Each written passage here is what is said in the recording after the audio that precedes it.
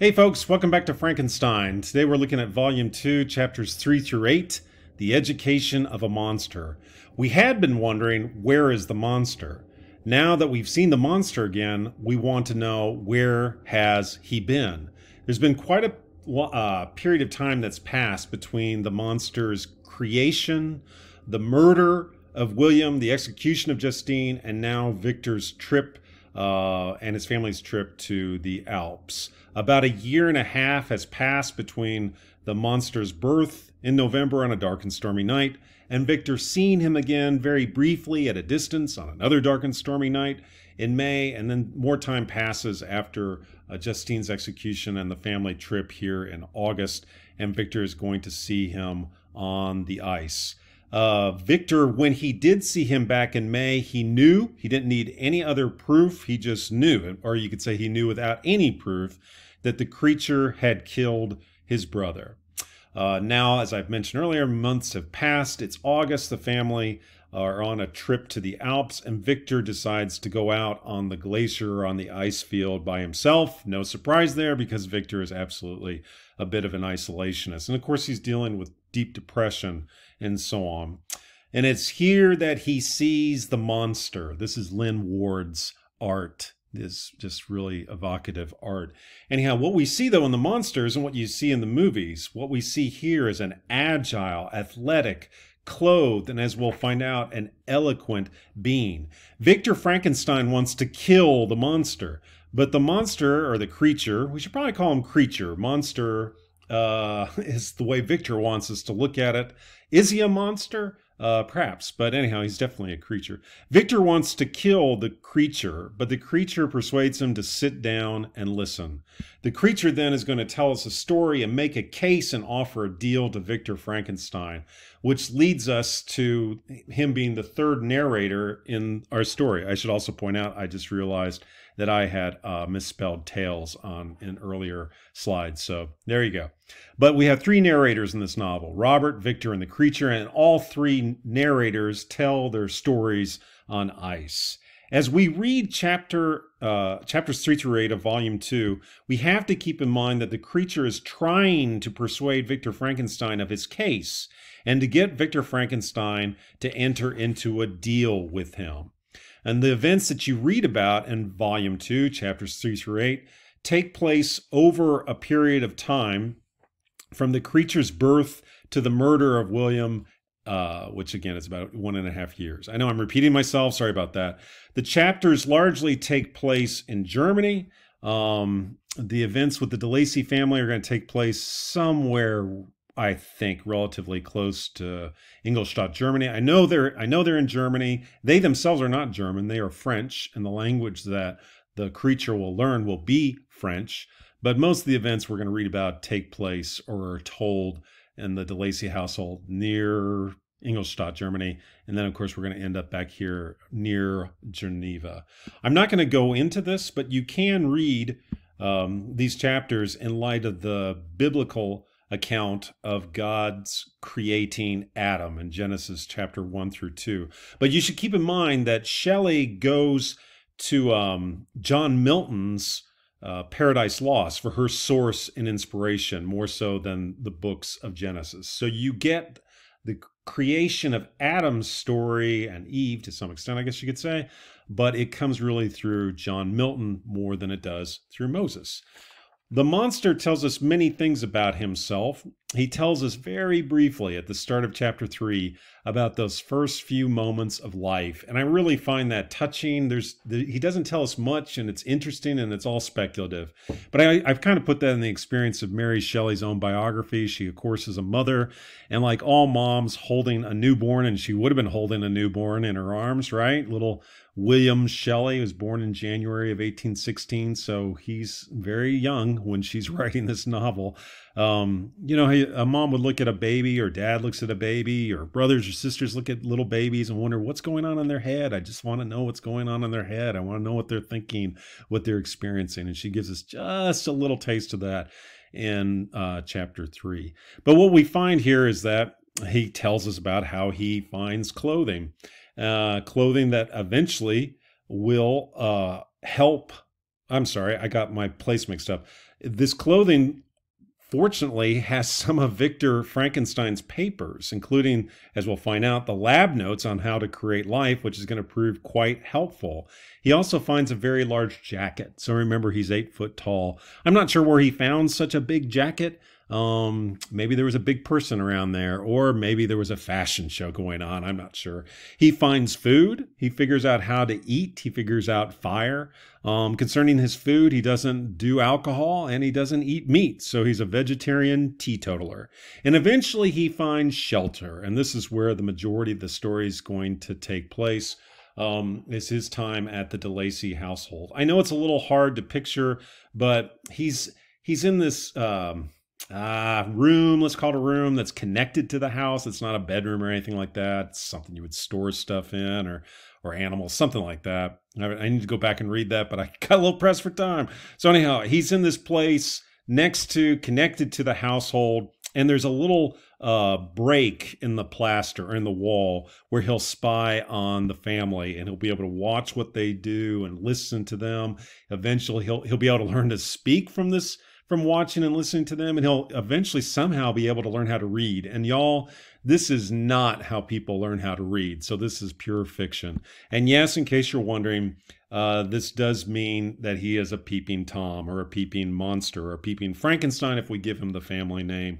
But from his staring through this little crack in the wall, he's going to learn what it means to be a family, and he's also going to learn what love is like. So the focus of these chapters is definitely on the education of a monster, the education of a creature. In telling us how he was educated and what he learned, the monster creates an incredibly sympathetic picture of himself. And keep in mind, he's trying to do that. He is trying to persuade Victor Frankenstein, and Mary Shelley's working on our persuasion as readers, but he's trying to persuade Victor Frankenstein, and he absolutely uses all the three classical rhetorical appeals of ethos, logos, and pathos. I do find particularly moving Volume 2, Chapter 5. Towards the very end of that chapter, I've put these here if you want to read through these or if you want to read it in your own book. But these chapters have him pondering himself. He says, the words induced me to turn towards myself. And as you read through there, here's this person. He has been set out in the world totally by himself. There's no one that looks like him. There's no one that he can relate to. There's no one he can talk to. The one person that he should help, that should have helped him, doesn't. That is Victor. He doesn't even know who Victor is, really. And as you read through this, I'm trying to find this one particular line. It's there, I promise.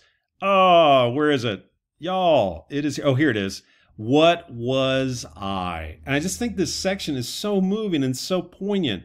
And that chapter, that question is really an important question for us to consider here. What was I? Because I think the chapters around it, chapters 3 through 8 of Volume 2, I think they help provide at least an initial answer to the question, what was I? Who is the creature?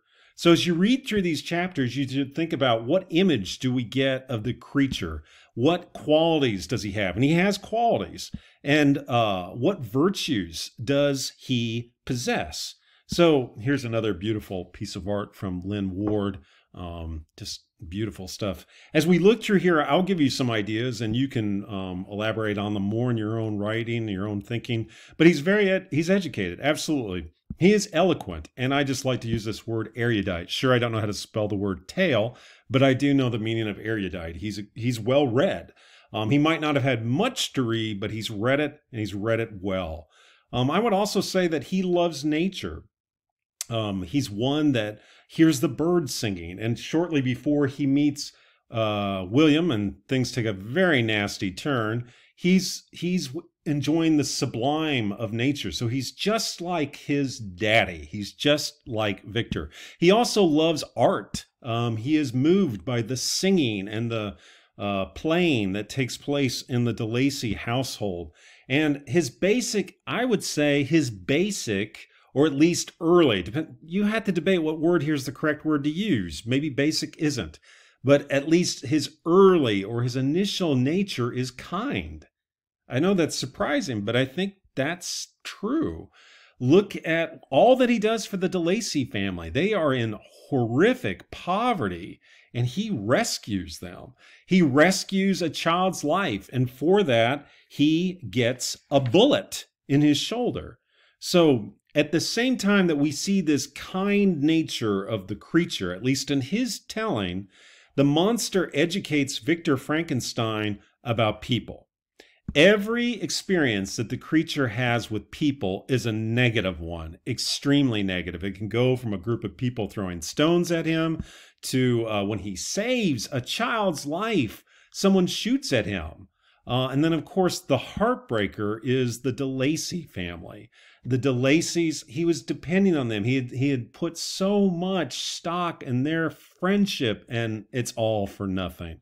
But humans can be good, but in the creature's experience, they're not. They're all awful. So the history of people is tarnished with cruelty, and not just to the creature. The Delaneys themselves and their poverty and safety are the victims of men. Men are bad towards men. Keep in mind that the monster is trying to persuade Victor Frankenstein. He's trying to persuade him that I, the monster, I'm good, man's bad, and you're a terrible creator. He's trying to set them all up so that he'll take this deal. But in saying that he's trying to persuade, that doesn't mean that he's wrong.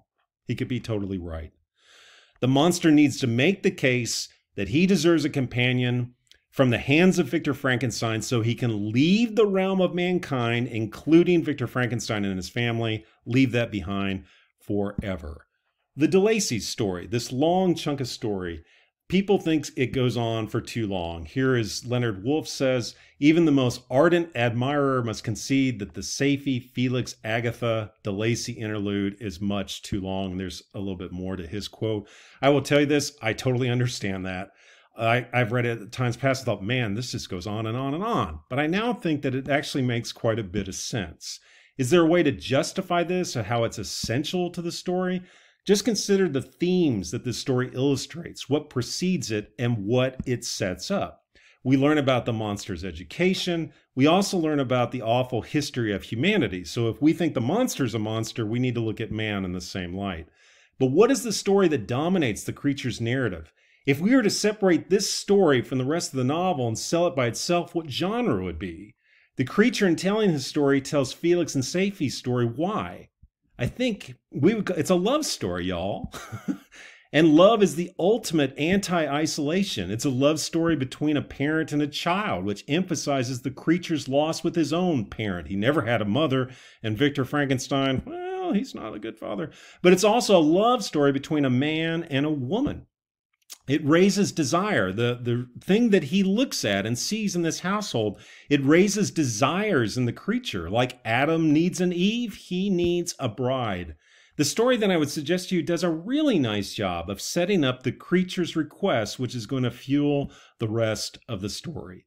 Remember again, the creature is trying to persuade. He absolutely did kill William. He absolutely did set up Justine to take the fall. But has he made the case for a bride? Has he made the case that mankind in general and Victor Frankenstein in particular have caused him to turn out this way? Should Victor Frankenstein take the deal? Would you? We'll see how Victor reacts in the very next chapter. Y'all have a good one.